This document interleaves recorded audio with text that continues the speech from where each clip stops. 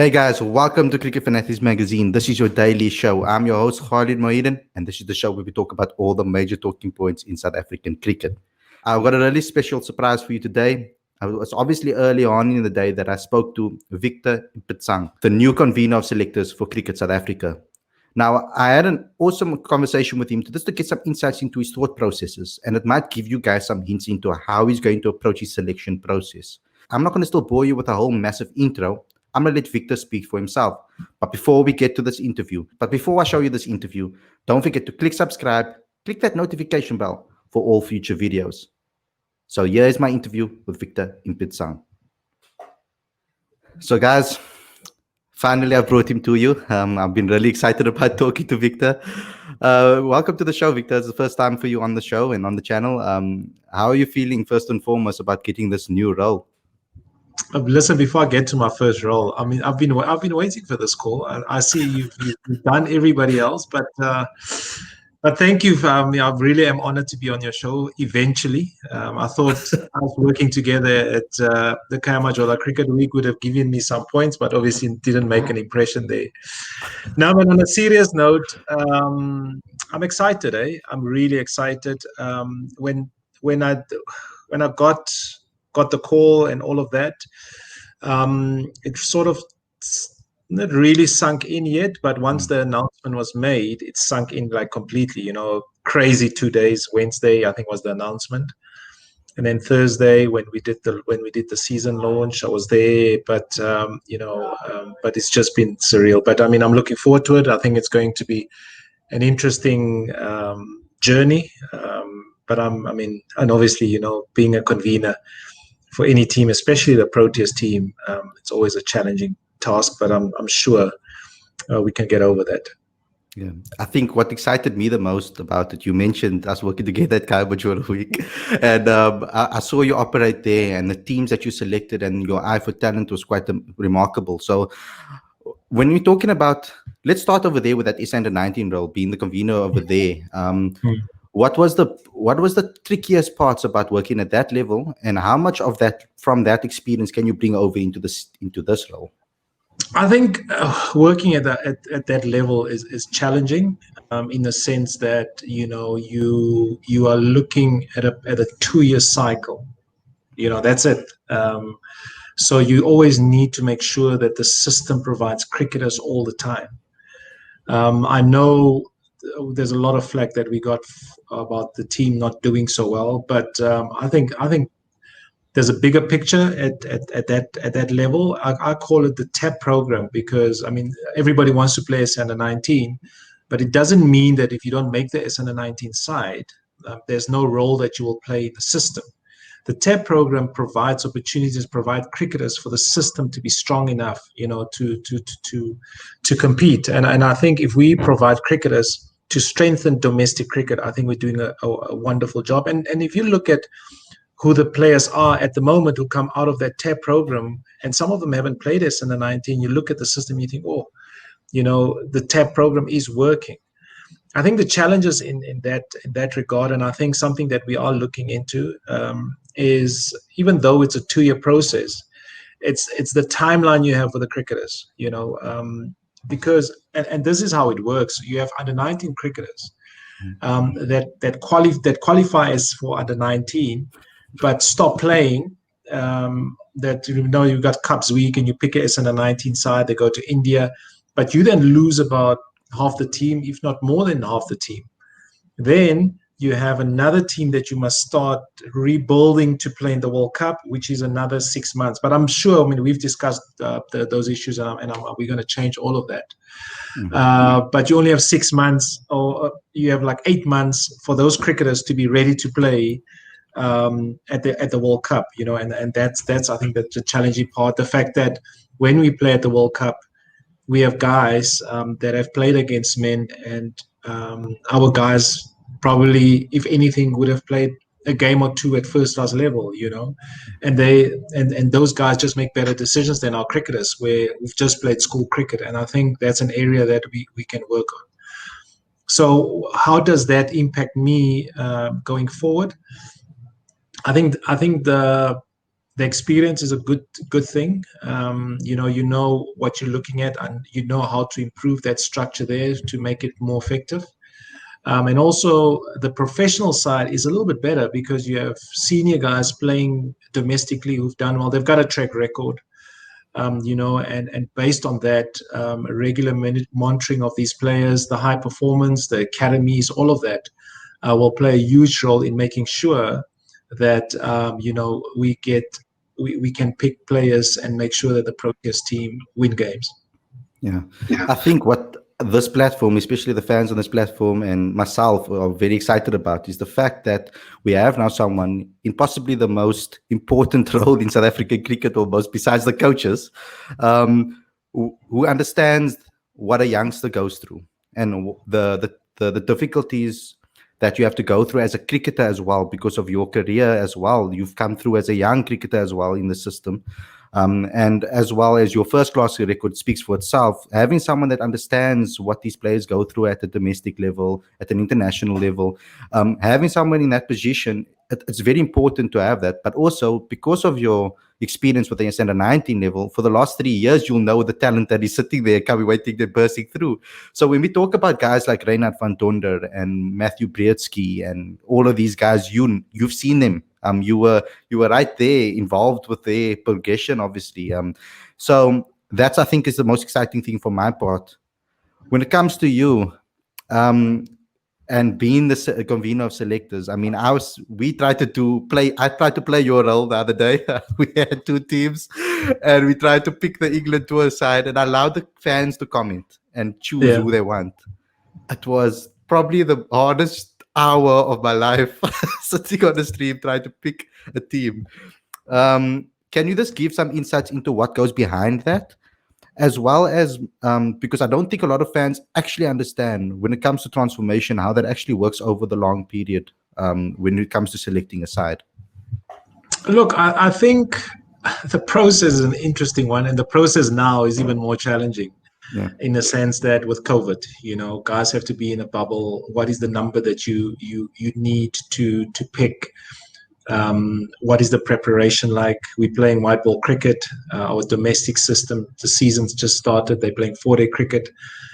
What is the preparation that needs to happen? The guys would meet up on the 18th of November, I think, for camp. So all of that you need to take in consideration. There's some guys that have played IPL, workloads, and all of that. So we need to sit down and think about all of that and make sure that the workloads are managed and skill levels and stuff. So guys need to play warm-up games. They might have to play inter-squad because nobody can come into that space once you're in the bubble. So that's the first part. The other part is you also need to sit down and think, what is our goals? What do we want to achieve? First thing is next year it's a T20 World Cup. What is it that we want to get out of this tournament? Not tournament, after the series, but it is a tournament because at the end of the day, the winner.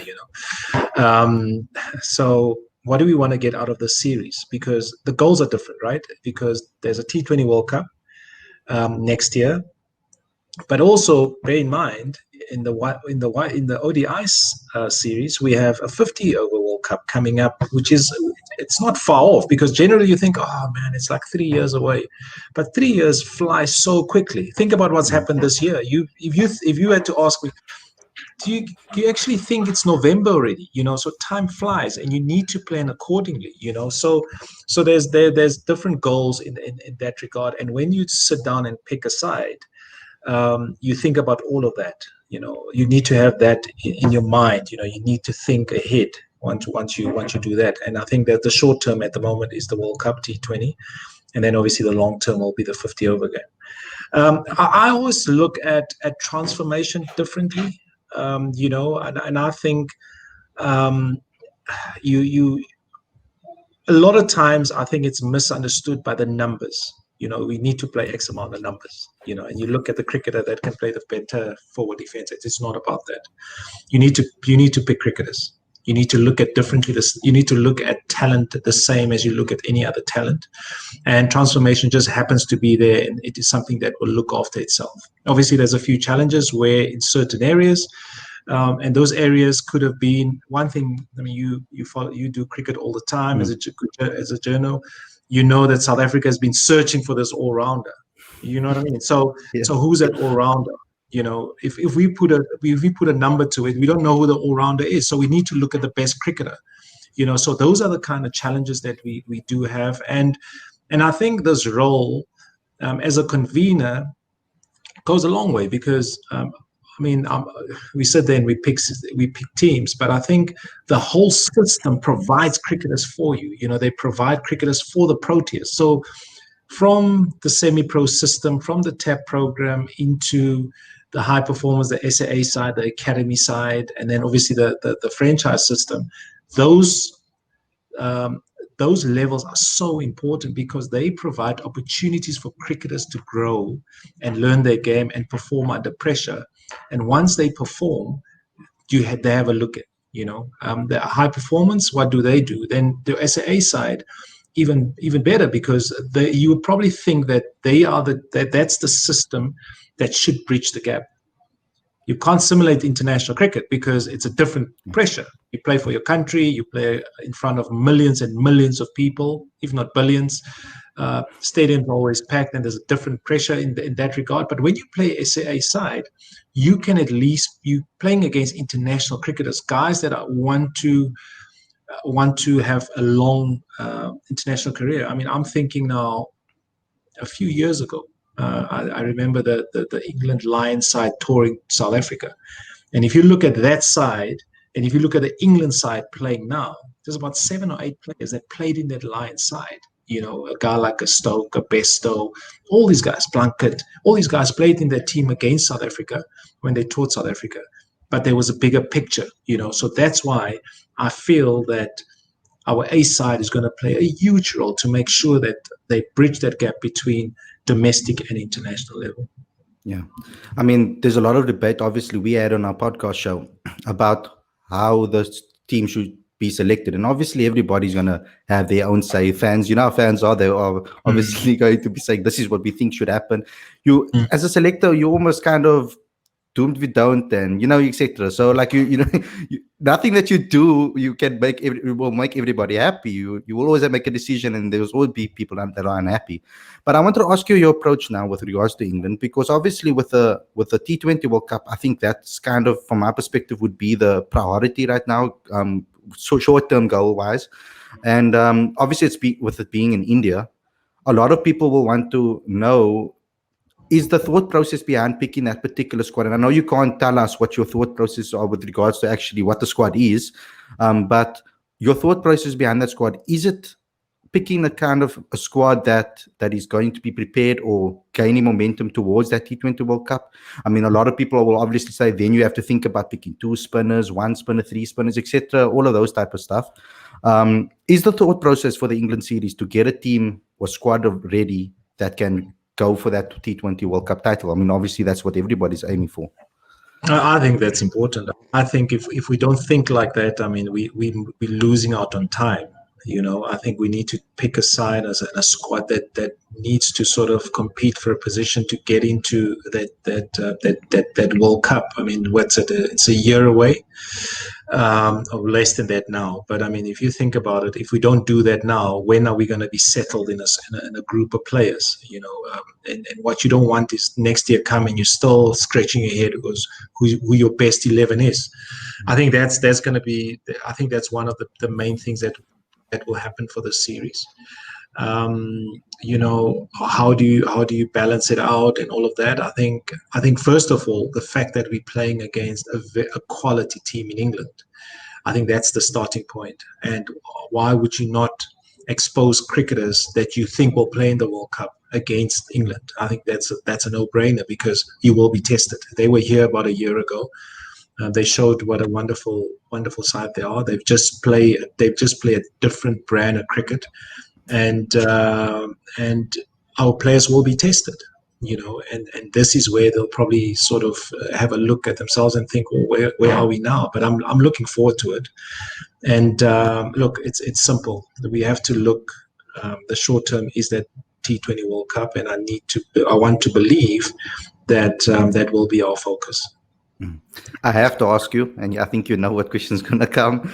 I know he's retired from international cricket, but has he put his hand up? AB de Villiers, as he said, have you guys spoken about whether he's going to come back or not come back? I know it's up to him, but is there any conversations that has happened with regards to him? It's day one. I'm day one at work. I've just started working, and you're already putting me under the pump here. No, I haven't. I haven't had anything. Right? Okay. Look, all the things that I've heard has just been on the media, and I think generally when people retire from cricket or for their reasons, I mean, I can't remember why. I mean, I know it was family and all of that, and time management, maybe. No, I haven't heard anything, and I have to respect that. The fact that he's made the call, and he's not available for the Proteas. We need to respect his decision. And no, I haven't. It's day one. It's 12 o'clock, and I just had to ask you that one. No, Okay. not a lot yet. Okay. I haven't met with the team yet either, so you can just imagine. It's just so hopefully we'll meet up with them soon when they camp out.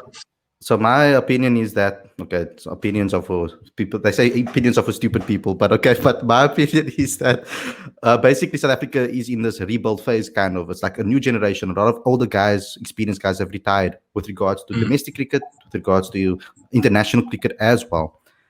Is your message out there to the players that everybody has an opportunity to put up their hands to be selected? That they must just put. What is your message out to the players out there? Everybody from all walks of life, obviously through the domestic franchise series, just started, obviously right now it's on the way while we're talking. Is your message out there to the players? Is there a particular message you would like to give out to the players? Look, I mean, the important part though is what we need to understand is the domestic system provides cricketers for the Proteas. I think that's important. Yes, there's different, you think about the test side and you think about the one-day side and all of that. And I guess if you look at the test side, just as a starting point, a guy like a Peter Malan, he's a older guy in the system, but because of the performances that he's shown, he's got an opportunity. If you think about white ball cricket, a lot of young cricketers that are coming through the system that got opportunities and had a wonderful series against Australia. But it just shows you if you perform domestically, surely you need to there will be opportunities that will come and you will be rewarded.